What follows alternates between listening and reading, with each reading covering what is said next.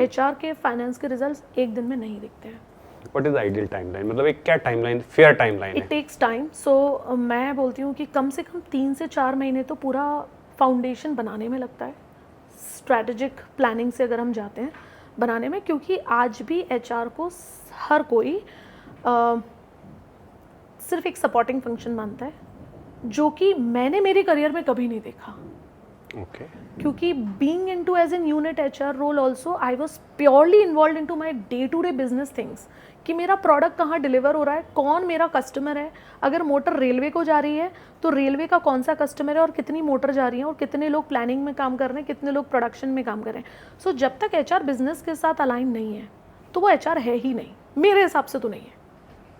How you make sure, मतलब 3 months आपको structuring में लगता है, उसके बाद डे टू डे उन स्ट्रक्चरिंग को एग्जीक्यूशन में लाना होता है। So it's a long journey. एक मेरे साइज की कंपनी से लेके अप टू 100 या फिर उससे बड़ी, क्या मतलब हाउ यू गिव सॉल्यूशंस, कैसे डिजाइन करते हो? सो हम सबसे पहले एक ऑडिट करते हैं, based on that audit we identify कि प्रॉब्लम क्या है। सो अल्टीमेटली मोर और लेस कंपनीज में एक जैसी प्रॉब्लम होते हैं कि मान लीजिए एम्प्लॉयज़ के पास जाओगे तो बोलेंगे हमें तो ऑफर ही नहीं मिला, हमें तो पता ही नहीं है मैडम। तो जब आप एम्प्लॉयर से बात करोगे, वो हर एम्प्लॉयर सिर्फ यही प्रॉब्लम निकाल के बैठा हुआ है कि हमारे एम्प्लॉय काम नहीं करते हैं, ठीक है, एम्प्लॉय टाइम पे नहीं आते, एम्प्लॉय का ये इशू, एम्प्लॉय का ये इशू, एम्प्लॉय का ये इशू, लॉट ऑफ प्रॉब्लम। और जब आप एम्प्लॉयर से मिलते हो, एम्प्लॉयज़ से मिलते हो, तो वो बोलता है कि हमारे यहाँ छुट्टी नहीं पता हमको कितनी है, हमें पता ही नहीं हमारे यहाँ कैसे होता है, हमें पता ही नहीं, हमारा 3 साल से मैडम अप्रेजल ड्यू हुआ ही नहीं है। तो कभी सैलरी 7 को आती, कभी 10 को आती है, बहुत सारे प्रॉब्लम। सो अगर आप देखिए, मुझे ऐसा लगता है कि as an founder I also feel कि हर बंदे में ना ओनरशिप होनी चाहिए। नहीं होती है, नहीं होती है। Why you looking for somebody? सबकी लाइफ का अपना अपना गोल है। आप हर बंदे से अपने जैसा एटीट्यूड क्यों एक्सपेक्ट कर रहे हो, जो कि नहीं होगा। So consider them as an employee and give them at least a basic structure which they deserve. इसमें दीपिका देखो, एक सिचुएशन मैं आपको बता रहा हूँ। आई केम फ्रॉम आर्मी, है ना, तो सेना से आया, तो आर्मी से मैंने एक बहुत इंपॉर्टेंट चीज़ सीखी कि आर्मी बेसिकली एवरेज गांव के लड़के लेती है, turn them into extra ordinary, है ना। सो और सबसे पुरानी एक ऑर्गेनाइजेशन भी है जिसके पास सबसे पुराना HR एक्सपीरियंस है आप कह लो, और वो भी लार्ज स्केल पे। तो हमारे एक जनरल साहब थे, वो अक्सर बोलते थे कि हम गाँव से लड़के लाते हैं और फिर वो अपनी जान दाव पे लगाते हैं। तो मैंने उनसे एक क्वेश्चन किया था कभी, वो मैं आपसे आज वापस कर रहा हूँ कि सर 25-50 हज़ार रुपये के लिए आदमी अपनी जान तो नहीं देने आता, करेक्ट ना?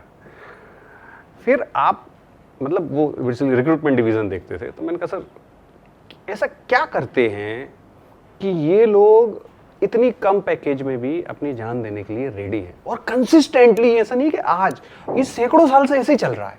Wow, Why this happens? और हम MSME business owner, small business owner, हम पैसे भी दे रहे हैं, हम ज़्यादा फ्रीडम भी दे रहे हैं, हम बहुत सारी चीज़ें देने के बाद भी ऐसे लोग नहीं ला पाते जो चंद घंटे काम कर सके टिक के और हमारे साथ इस सफ़र में रह सके।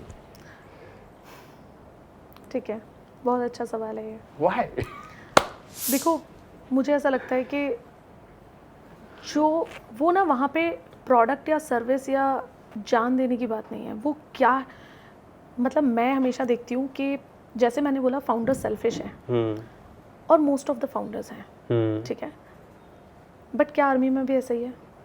नहीं, वहाँ तो वो जनरल 25,000 का बंदा भी जान दे सकता है और कर्नल भी जान दे सकता है। वो तो साथ में जाना पड़ेगा। इट्स अ देशभक्ति, हाँ। ठीक है, वो डे 1 पे नहीं आती है ना। Again it takes time. आप क्लियर कम्युनिकेशन ही नहीं करते हो। आपको क्यों चाहिए कोई बंदा 5 साल के लिए, क्यों चाहिए कोई बंदा 4 साल टिके ही, आप उससे क्यों लिखवा रहे हो कि वो रुके या रुक के बात करे? I will give you an example of my own team. हमारी टीम में जब भी हम किसी फ्रेशर MBA को हायर करते हैं, HR को, हम उसको डे 1 पे बोल देते हैं हमारे पास आपके लिए देने के लिए ग्रोथ सिर्फ 2 साल है, मैं आपको सिर्फ 2 साल तक ना वो MNC प्रोडक्ट बना दूंगी, उसके बाद अगर आप मेरे साथ हो तो आपका फेलियर है। It's a clear statement. आप किसी से भी पूछ लो मेरी टीम में उठा के, अगर मैंने ये स्टेटमेंट किसी को ओपन मीटिंग में नहीं दिया हो तो, एंड ट्रस्ट मी, ये उसी बात का आंसर है।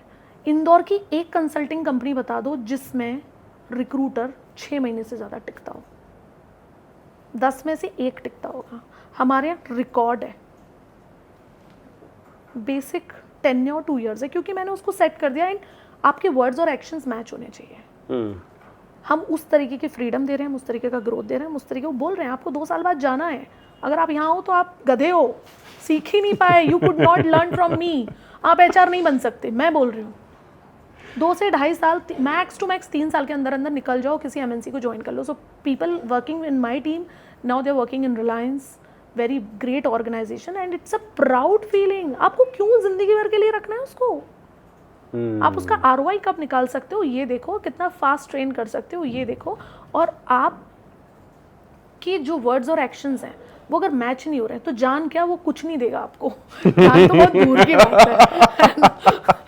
Very simple. आपकी बात अगर समराइज करूं तो आपका वाई बहुत क्लियर है और उनका वाई क्लियर नहीं है। MSME के साथ ये तो प्रॉब्लम है। एक्चुअली क्या है, मैं आपको ऑनेस्टली एक सच्चाई बताता हूँ। Being a business owner I learn quite late. अभी मेरे एक मेंटर हैं। लेकिन प्रॉब्लम से पहले मैं एक बात बोलना चाहूँगी कि जिस बंदे ने MSME में लगन से 2 साल काम कर लिया भाई बन जाता है वो। ओके, ट्रस्ट मी, क्योंकि वहाँ पे जो फ्रीडम मिलती है ना वो MNC में कभी नहीं मिलती। आप हर डिपार्टमेंट में हर तरीके का काम सीख जाते हो,